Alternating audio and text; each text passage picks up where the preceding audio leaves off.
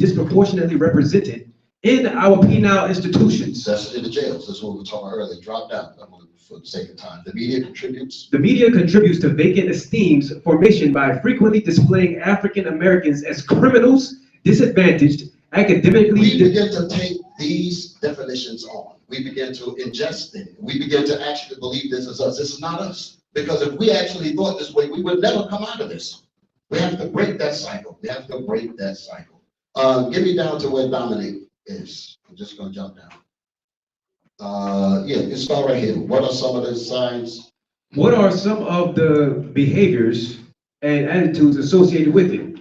Consider this real-life example. In summer of 1992, two teenage boys, called them Carl and Dominic, got into an argument outside of the local high school in Portland. As onlookers watched, the argument, typically about nothing important, escalated until Carl pulled out a gun and pointed it at Dominic's face. The muzzle was no more than a foot from Dominic's eyes. He remained perfectly still as he watched his adversary slowly pull the trigger. He remained perfectly still as to say, I'm a man, I'm not afraid of death. Look at this mentality. I'm not afraid of death. You think I'm afraid? That kind of stuff. Go ahead. Click. The gun jammed. Go ahead. Dominic did not run. Dominic did not attack. Instead, he said angrily, do you think I'm afraid to die? I ain't afraid to die. This is where the majority of our men have been relegated to in their thinking. Next piece. Next page.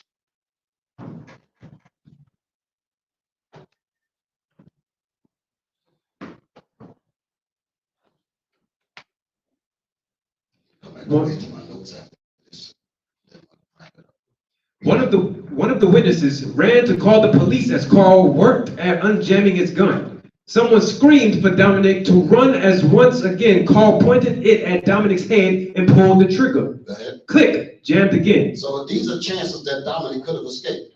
Go ahead. Still, Dominic now, did. What would cause a brother to do this? Because they have no value. My life is not worth anything. So let me just stand here and get a rep. Go ahead. Still, Dominic didn't move. Again, Carl worked to unjam his gun. For the third time, he raised it up to Dominic's face and pulled the trigger. Click, jammed again. The fourth time the gun went off, Dominic was rushed to the hospital. He was happy because he needed to go down in history as that I took that bullet. I didn't run. This is crazy. This is where I've been on. He'd rather risk his life than the fourth time the gun went off. He was rushed to the hospital. He was smiling in the spirit. Simply as that sounds. But at least I didn't run. We men got a big job. We got a big job. Let me get back to my stuff over here. So I'm just pointing that out. That vacant esteem, we as men, we have to replace that. We have to replace that. There's a scripture that's in the book of Sirach, chapter 4, verse 10. Can we read that? Read that real quick. Because again, this gets back to the incumbent duty as men, as fathers. It's the book of Sirach, chapter 4, verse 10. Be as a father unto the fatherless. That's what we have to do. We have to be fathers. We have to, because that's what's missing. When the fathers are gone, everything goes out of whack. We are the backbone. We are the stability of the whole nation, of our community. We must never forget that. Read it again. Be as a father unto the fatherless. Go ahead. And instead of a husband unto their mother. And then, in other words, I'm not just going to get with the sister because I just want to fool around with a mother, fool around with the mother. I'm interested in making sure that this child grows up properly. Why? This is an investment. The child is an investment. I want the child to be able to come and be a of the society and community. Okay, so that's the purpose. So I'm not just interested in just playing with mom. I want to deal with the child. I want to raise the child up because that's the reason why I'm called into this. Be a father to the fatherless. I recognize that if I don't do this, if the absence of that father is going to contribute to more damage to the nation, more damage to the community, more damage to us. So my mission is to raise that child. I love mom too, obviously, but my mission is to make sure that when I'm too old, there's a society that I can lean back because I've done my job in raising them up properly. You got to have vision. Our men don't have vision. A lot of things have happened to cause that for us not to have that vision. Read on. So shalt thou be as the son of the Most High. So if we be the father to the fatherless, so shall we be what? As the son of the Most High. We shall be as the son of the Lord. Go ahead. And he shall love thee more than thy mother doeth. Not only will the Lord love us, but that child will love you. But that child will look at you and say, you know what? You stepped in and you watched over me and you protected me. We need to be able to do this on a collective. Sirach 25:1. Let me read this here. Book of Sirach, chapter 25, verse 1. In three things I was beautified, and stood up beautiful, both before God and men. In three things the prophet said that he saw beautiful before God and men. Listen. The unity of brethren. The unity of brethren. That's the community. All of us have to, like they said, it takes a village to raise a child. All of us have to have that unity among each other. Read that statement again. The unity. The unity of brethren. The unity of brethren. We all think collective to address the problems that we have. Not you just deal with it and I'm going to do this. No, we all have to take part in this because it's going to affect all of us. Go ahead. The love of neighbors. The love of neighbors. Be able to correct one another when we see each other go off. Whenever we don't want to address the problems, it's time for me to pull his coat and say, come here, brother. Do you see the problem that we have here? We need to deal with this. Correct it. Correct her. Your daughter is doing such and such. Your son is doing such and such. Brother or sister, this is the problem that we have. Correct it. We got to be the members that are responsible and accountable to make sure that these children grow up right. Go ahead. A man and a wife that agree together. And a husband and a wife have to agree together. There should be no such thing as divorce at all, period. The scriptures don't teach about divorce. From the beginning, the Lord meant for man and woman to be together. There should be no situation where a woman is pregnant and a man is not around. We do not tolerate that at all. That is madness and crazy. Just like my brother said, she didn't get pregnant on her own. Read that last part again, on a husband and a wife. A man and a wife that agree together. A man and a wife that agree together. So we all have to, the man and the wife, when the two of them agree, the children are going to grow up right because they're not going to have any way to go wrong. Because when they go to daddy, they're going to get the discipline. When they go to mama, they're going to get the discipline. So they have no way but to go straight. We can solve this problem. This is not real. I know it sounds insurmountable. It just can't be done. Listen, as a man thinketh, so is he. All we have to do is put the vision in our mind and make it happen and be determined to do it. Straight up. We are men. I'm talking to men now. We are men. What are we if we say that we cannot solve problems? Then what other man do you expect to come in and solve the problems that you, wearing a badge as a man, refuse to do? Think about that. If I have the badge of a man, why won't I take that manhood and fix the problem? Why am I going to say, well, let me step back and let some other man come in and do what I failed to do? Then there's something wrong with my manhood. We should be ashamed of ourselves. That's what should make us mad enough to change things. Proverbs 29, was I done with that? Yes, sir. Proverbs 29:18. Well, give me Proverbs 13 and 12, and then the other one. Proverbs 13 and 12. Proverbs chapter 13, verse 12. Hope deferred maketh the heart sick. Hope deferred. A problem among us. Hope deferred. Whenever we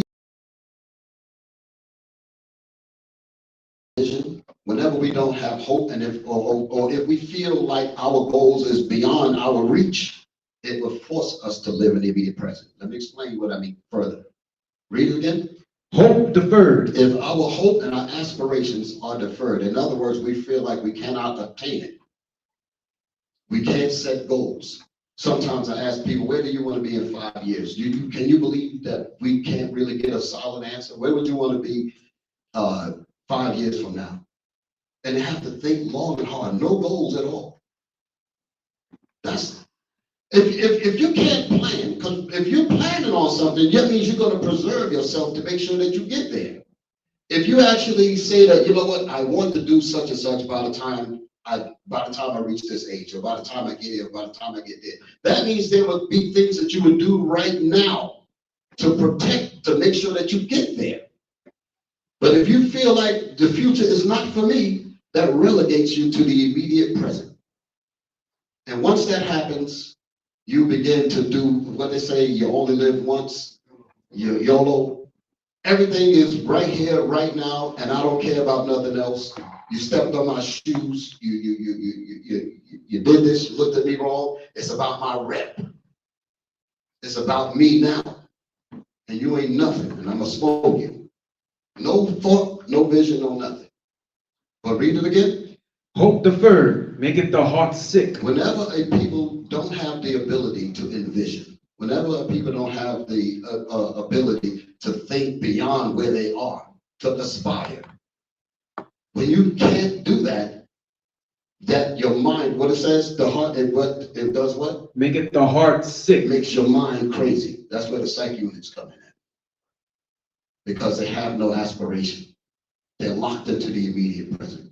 And the worst part about it is that merchants that don't have our best interests, that's exactly the reason why they set the business up right there among your noses. Because we have no hope to do anything great, so we will spend, that's the perfect consumer.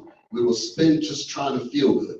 We will spend just, let me get them Jordans, let me get this, because I need to feel good now, because my esteem is vacant, and I need to feel good now. And if anybody get in my way, I'm smoking them. That's the thought. So whenever we cannot envision, it locks us to the immediate present. And that's the best place to put the stores at. Put the jacket stores, the sneakers, the this and that, and let us fight over it. It's a big job. It's a big job. Read it one more time and then I'll get my other one. Proverbs 13 and 12. Hope deferred maketh the heart sick. So the mind goes crazy because there is a spirit in us. I'm listening to the passion of each one of us that's speaking here. And there is a frustration behind that passion. I'm a man and I got to endure this.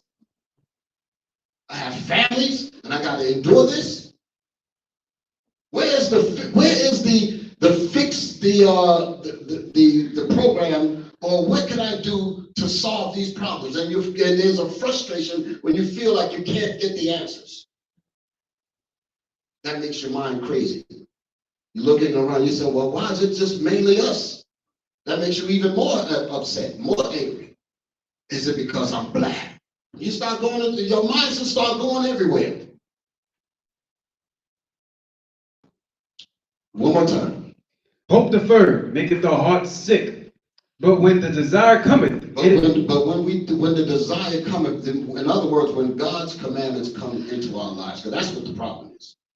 When the Bible, the laws in the Bible, thou shalt not kill. You can just use those regular laws. You ain't got to go deep.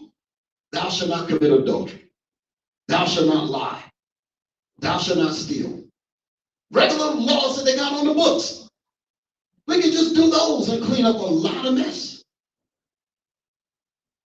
Read it one more time. But when the desire cometh, it is a tree of life. It is a tree of life because the benefits of dealing right with each other is exponentially beneficial. Exponentially beneficial. You can't even fathom how many benefits comes when you deal right with each other. We as men, we have to be the ones that set that up. I say it often, I'm not looking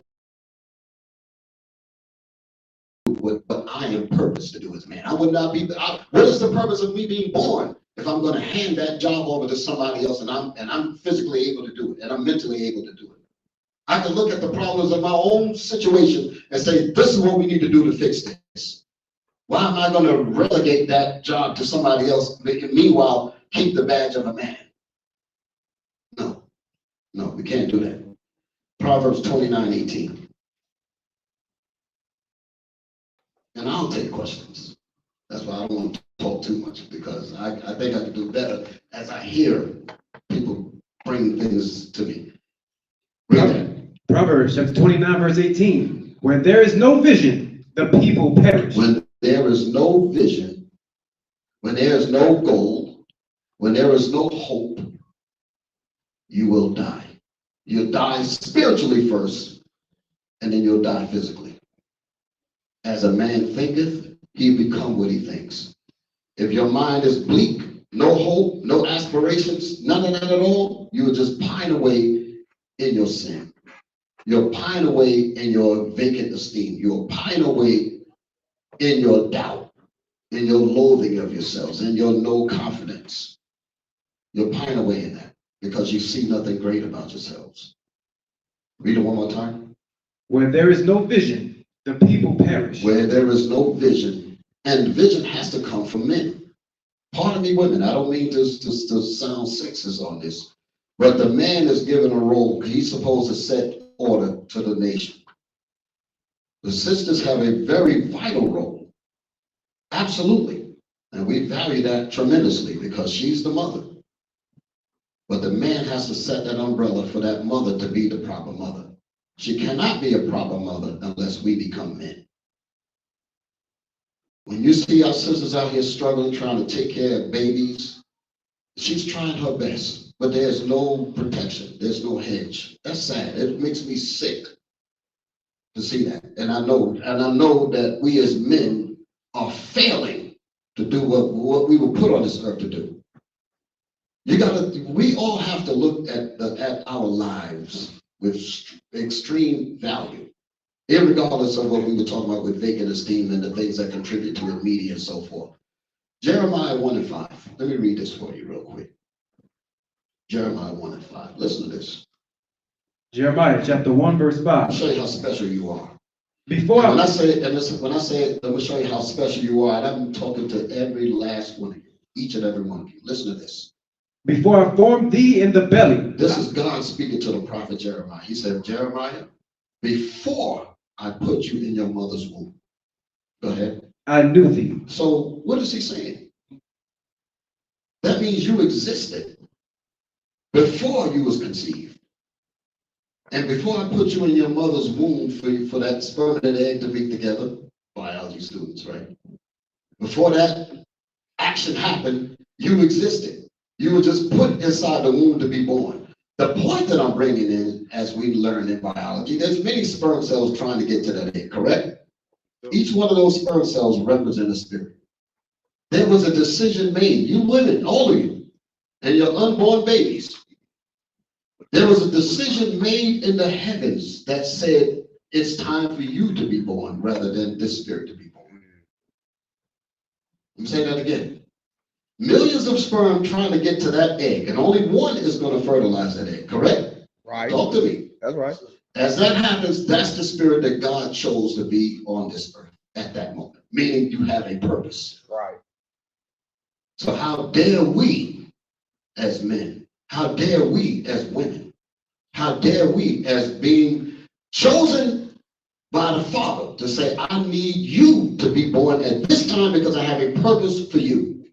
And then we get up here and we relinquish what God gave us. That's a travesty. Read it again. Before I formed thee in the belly, I knew thee. And before thou camest forth out of the womb. And before you came out of your mother's womb, I sanctified thee. I chose you to do a particular job. This is what we have to be told. When you look at your newborn babies come out, you look at that child and say, you know what God purposed you to be. Look at that son, that daughter. God purposed you to be here. And you make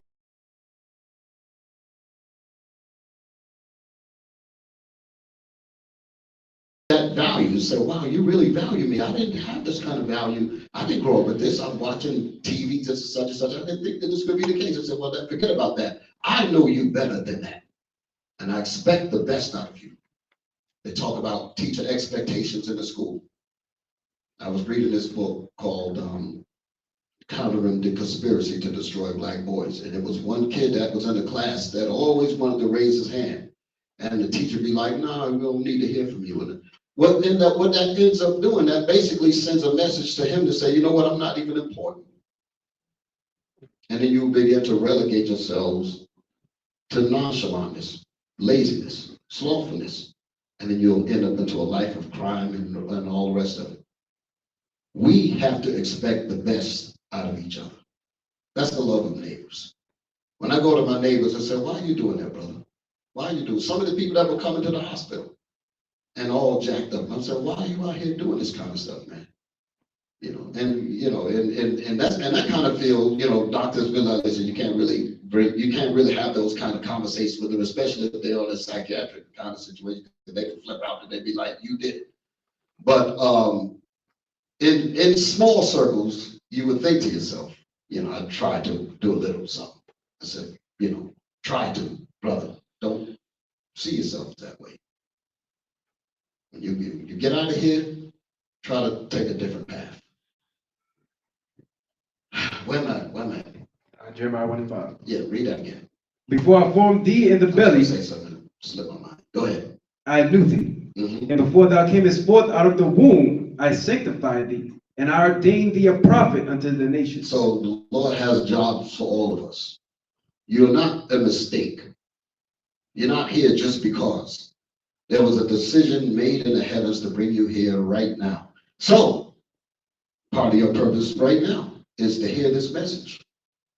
Be that pillar to the community. Be that pillar and that answer and that spiritual answer. Be that father. And instill and instruct these others, because it's just a handful of us in here. But when we go out, you deal with everyone that you see, especially those that you see that's going down that wrong path. It takes a lot to stand up in the face of doubt, in the face of things that are not popular. It takes a lot to stand up. But when there's a burning passion, when there's an agitation, when there's an oppression, like the Bible says, oppression maketh the wise man mad. We're wise, but we need to be wise in coming up with the solutions to our people's problems. And once we get on that road, that's when there's no turning back. You give your life, you dedicate your life to that, because what good is life if you can't do what God made you to do? And if you see yourselves as special men and special women, you have no choice but to do that, and never allow doubt to snuff that from your spirit. Okay, so I'll take some questions. Any questions? Any questions? Yes, sir. Yes, I know earlier you spoke about marching in military. How often do you guys go to different those things? I'm sorry. Is there a microphone that he can? I want to really. Can y'all hear his question? I want to make sure that they hear. Okay. Yeah, move that up further. I just wanted to know.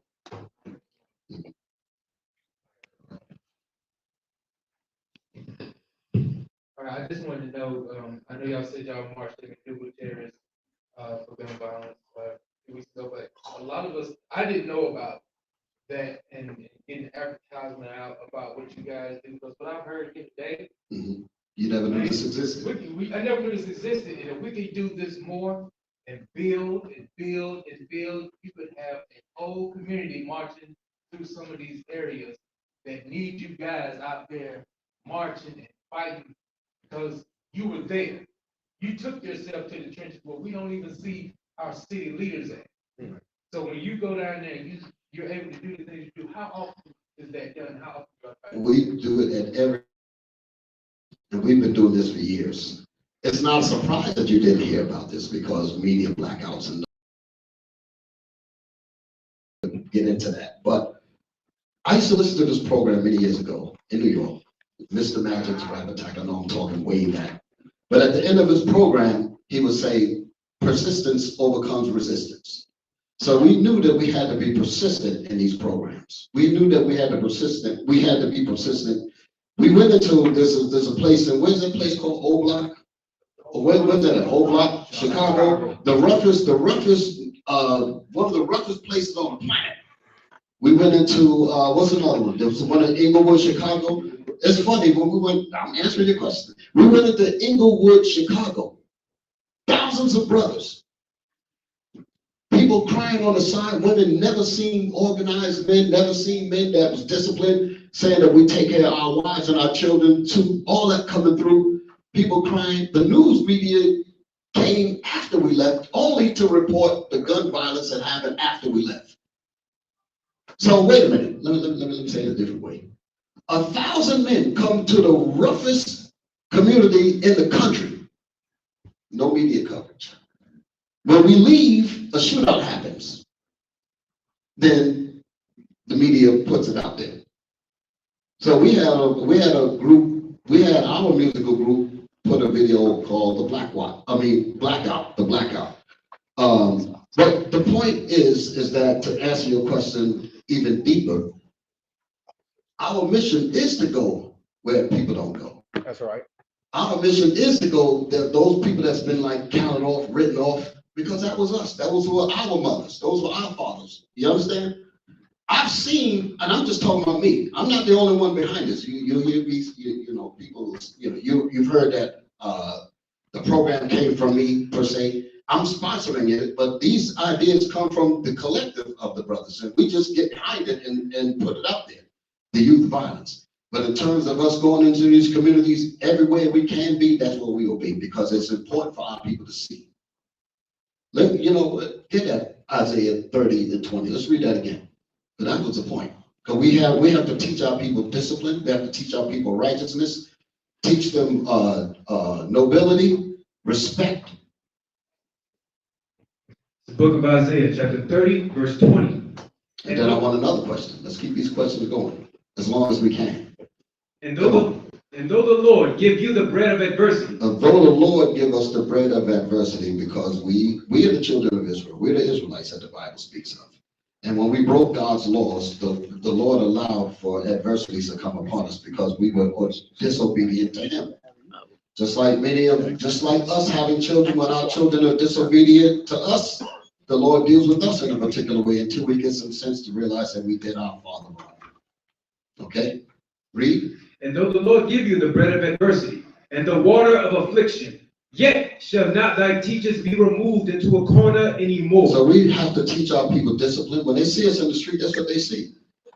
Women crying. I'm talking about older women. I'm talking about women that's my age that have not seen anything of the sort. Then all of a sudden she sees 1,000 men coming through in order and discipline, and all of them chanting, take care of our wives. What's the first line in it? And our children too, but it was something. Some of us used to be in the gangs, some of us used to be in the clubs, some of us used to be gangbangers and all that. That's what, because these are brothers that need to hear this. Now we've changed. Now we're in the communities telling you, take care of our wives and our children too. And you got thousands of men coming through, all in discipline. You get people on the side, tears running down their eyes because they thought we were from outer space. Because they said, where are these men at? But what the Bible says, yet thou shalt thy teachers what? Yet shall not thy teachers be removed into a corner anymore. We're not going to be hid. We're not going to be hid. So our objective, again, I don't want to lose the point, is that we are in the business of working with community leaders. We are in the business of working with pastors. We are in the business of working with all of the prominence in our community, because we have to get the results. Our futures depend on this. So this is not an elective to us. This is something that is an absolute must. Ourselves, like my brother said, nobody will save us. And it will be a shame to say that you had men in your community that allowed your community to be destroyed. That is, I can't think of nothing worse than that. Next question. Yes, ma'am. Okay. Because we do want to know, keep up with what you guys are doing, and partner with you through our community engagement. Yes, ma'am. Yes, Enjoy ma'am. ourselves. Thank you.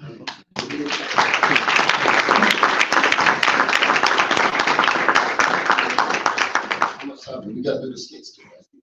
Is it time for the skits now? Okay. Okay. One more question. Anybody? Sisters, come on. Brothers? No? Y'all just soaking it in? All right. All right. Are you ready for the well?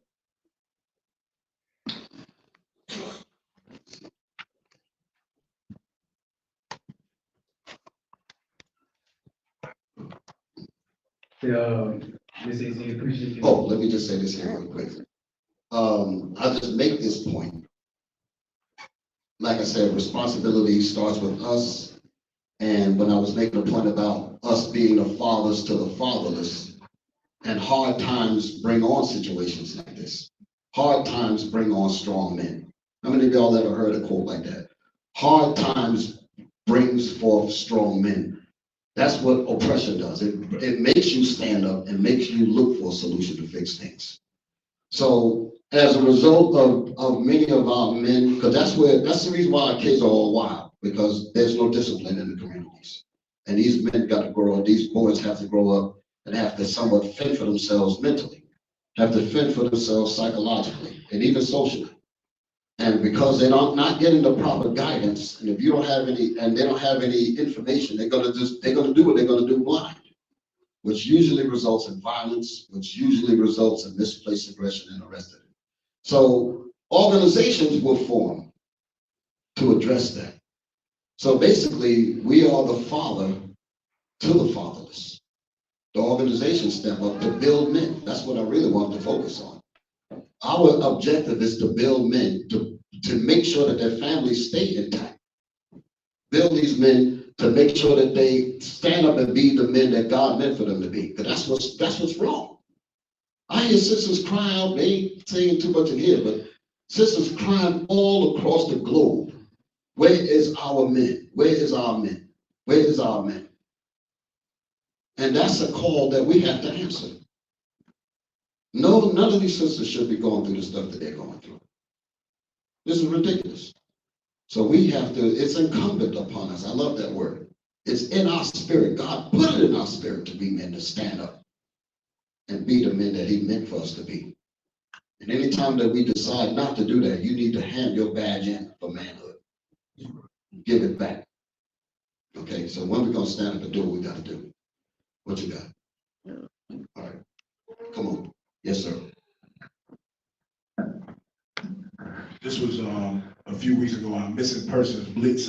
We didn't get a chance to speak, but Captain Yawanathan of Israel United in Christ is actually over our missing persons unit nationwide. He and his team, they go in, they find missing persons worldwide, They find people, missing persons in all different countries. We go find them. We actually go find. People have been found because of the initiative that he and his team are doing. And that's what we were marching for, to McDougal Terrace, but it ended up becoming even more than that. Can you play it? All right, please.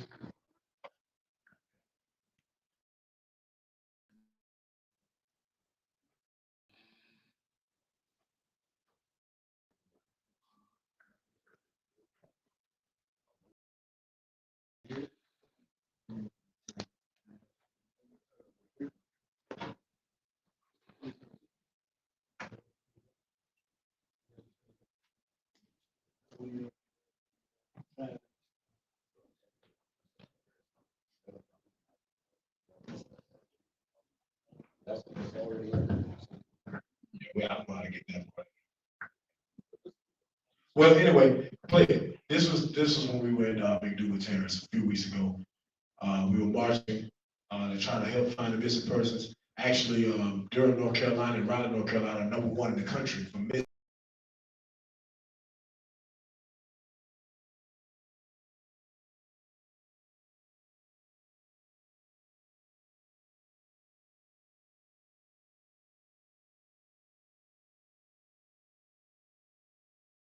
Spoke to the people, gave them hope, gave them flyers, and that's not our first time. We've been there many times. This is the first time we had a march. I can't talk about the numbers, but a lot of men, let's just say, that's all the men right there that you see marching through these respective neighborhoods to give hope to our people. So.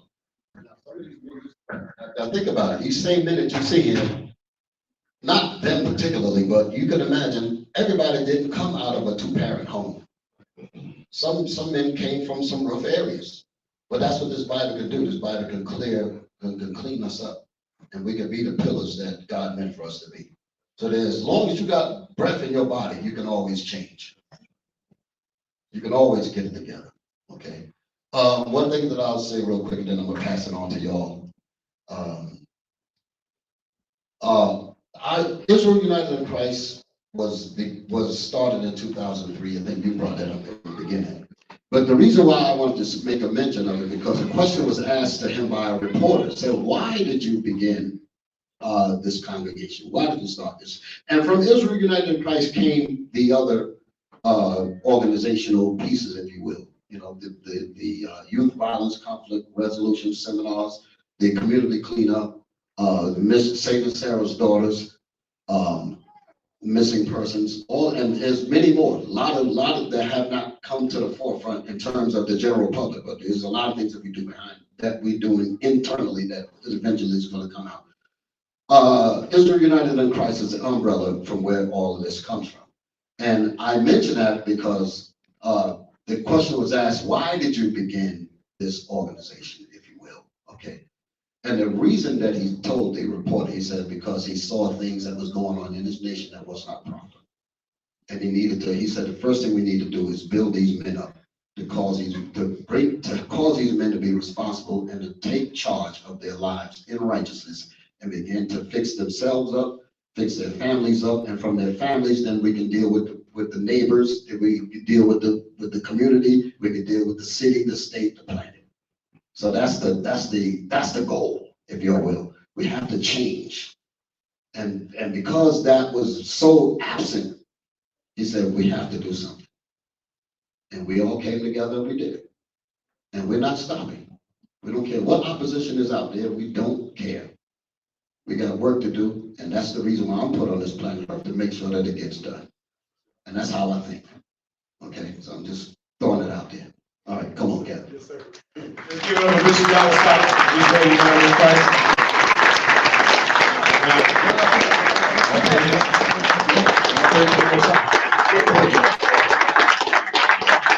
So, Bishop Yawasap mentioned, and any of our keynote speakers, we do a shout out and thank you to Sheriff Birkhead, Ms. Grace Marsh, Mayor Leonardo Williams, who else we have? Mr. Jerome Levisy and Mr. Kevin McIver. Thank you all for coming out and speaking. I know some had to leave, they had prior engagements. We tried to make this 3 hours, give the time to be able to have everybody have an opportunity to speak and have the right amount of time to speak. But as Bishop Yawasap said, as many others have said, this is not just about talk. When we leave here, action is going to be put in place. And we already doing it. We all are doing it. Everybody that's in this room is collectively doing it, but we got to continue to do more. All right, we got to continue to do more. Now, we always have a segment at the very end of the program where we let our children come up and they act out various different skits of conflict resolution. So let's bring those children out. These young brothers and sisters, where they are, where they at? Okay, bring them out, give them a round of applause. Come on in. And then we'll have to have a few short skits for you on conflict resolution. Who we got to read? Who we got to read for them? Who will we doing? Oh, excuse me.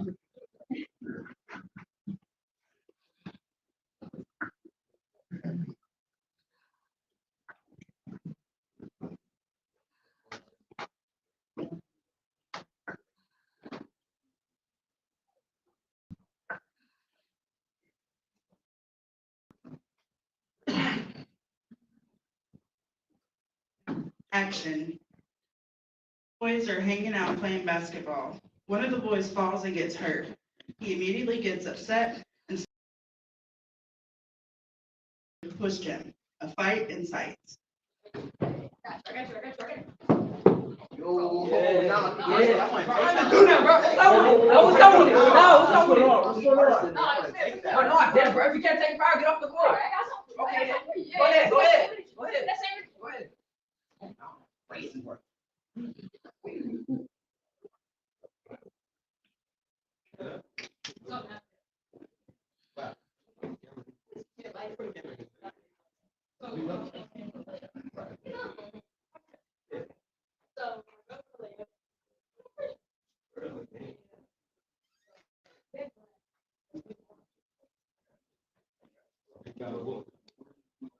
Hey man, which one of y'all put your hands on my little brother?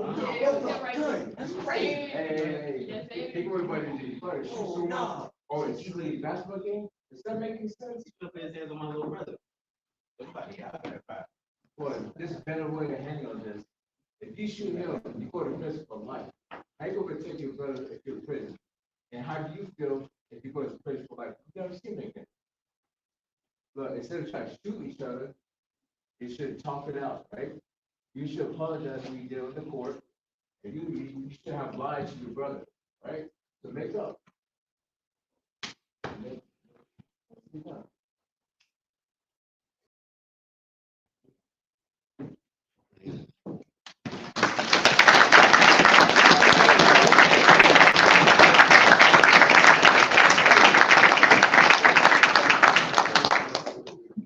So that particular situation happened all the time. I grew up on the street corner, so I know how it is. Somebody knock you down and push you down. You don't want to seem like you weak. So first thing you do is, I got to get up in his face. It's almost like you're forced to do it, right? In our community, peer pressure, it's on you. So in this particular situation, we want to show where, to both sides of it, how what could have happened could have resulted in death, which would also resulted in a trickle down effect of prison, which would have destroyed everybody that was involved. Everybody that was involved on the court that day would have been impacted in some way, shape, or form by the death of that young man over violence. But the older gentleman stepped in and gave a conflict resolution tactic that would now impact those young men for the rest of their lives. So it can go one of each way. We all know that. We all gonna escape death. I know we grew up in neighborhoods we grew up in. We all gonna escape death in one way, shape, or form. And we know not to do those certain things because of that. So that's one thing we want to show with this particular skit. And we have one more skit with the young ladies, right? Come on now.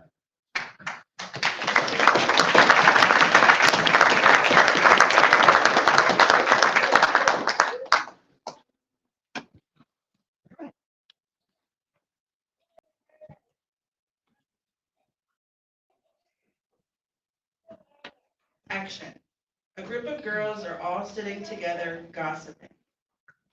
Hey, did you see that new girl yet? Not girl, what girl? Well, this new girl, I heard she is a real snob. Really? What did you do?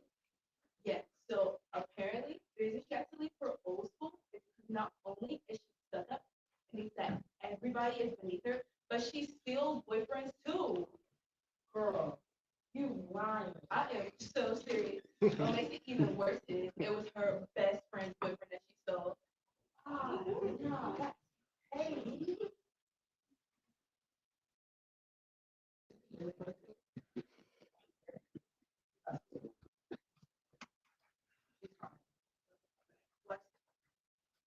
Hey, new girl. That is my kid's still a man, bro.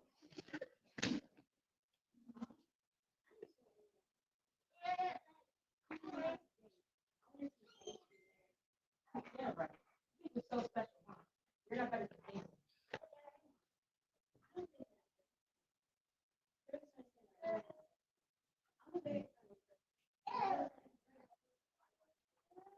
So, why did you do school? Well,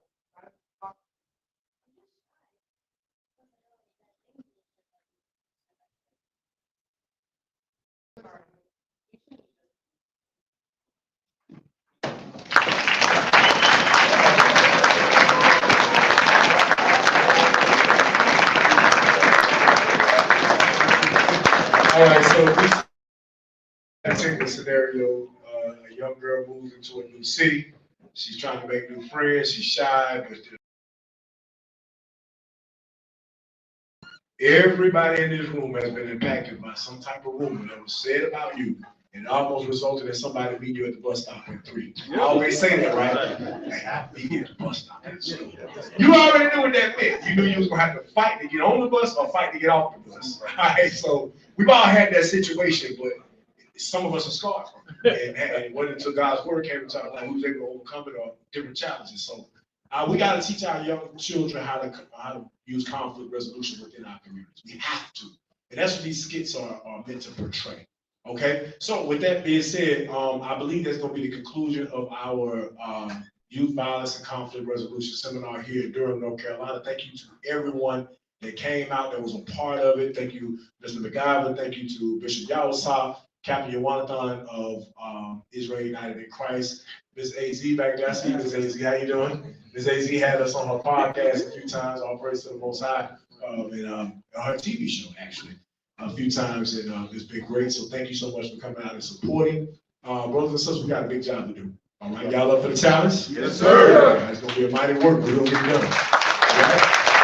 We would like to take photos with the speakers, please. We'd like to take some photos right here with the speakers. And then if you all have any questions, if you have network with anyone, please come up, network, exchange contact information, cards, things of that nature. We want to build some things. You got something else, John? For anybody that want a refreshment, they are outside on the table right outside the door. Yes, we do have refreshments. Please take them all. Please don't just sit up on them. Take them. All right, let's look at some photos right here. Thank y'all.